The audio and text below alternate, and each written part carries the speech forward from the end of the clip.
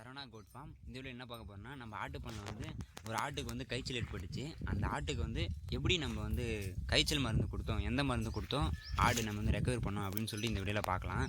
First நாங்கள் வந்து யூடியூப்பில் நிறைய பார்த்துட்டு இயற்கை முறையை ட்ரை பண்ணலாம் அப்படின்னு சொல்லிட்டு இயற்கை முறை ட்ரை பண்ண சொல்லிட்டு தயிரும் மஞ்சத்தூளும் அப்படின்னு சொல்லிட்டு அதை சேர்த்து கொடுத்து பார்த்தோம். ஒரு 2 நாள் கொடுத்தோம்.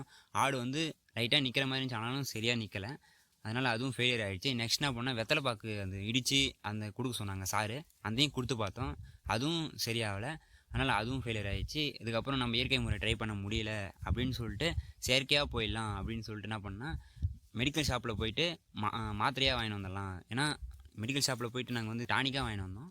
டானிக் வந்து செட் ஆகலை. அதனால் மாத்திரையாக வாங்கிட்டு வந்து போடலாம் அப்படின்னு சொல்லிட்டு வாங்கிட்டு வந்தோம். நீங்கள் எப்போ மெடிக்கல் ஷாப் போய் மாத்திரை வாங்கினதா இருந்தாலும் 2 வேலைக்கு வாங்கிட்டு வாங்க. ஏன்னா ஒரு வேலைக்கு வாங்கினா கண்டிப்பாக அது நிற்காது. 2 வேலைக்கு போட்டால் தான் நிற்கும். அதனால் நாங்கள் ஈவினிங்கும் காலையிலையும் போட்டோம்.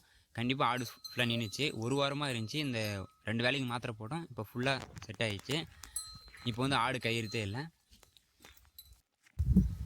அதனால் இனிமேட்டு வந்து எப்போ உங்கள் ஆடுக்கு காய்ச்சல் ஏற்பட்டாலும் ஒரு 2 நாள் இயற்கை முறை ட்ரை பண்ணி பாருங்கள். அதுவும் செட் ஆகலையா கண்டிப்பாக நீங்கள் செயற்கை முறை போகிறது தான் நல்லது. இல்லைனா கண்டிப்பாக ஆடு வந்து உயிரிழக்கிறதுக்கான வாய்ப்பு இருக்குது. அதனால் கண்டிப்பாக நீங்கள் ட்ரை பண்ணி பார்க்குறது தப்பு இல்லை. இயற்கை முறை இருந்தாலும் இயற்கை முறையிலே உங்களுக்கு வந்து செட் ஆகிடுச்சுன்னா, காய்ச்சல் நின்றுச்சுன்னா நீங்கள் அதே ட்ரை பண்ணிக்கலாம்.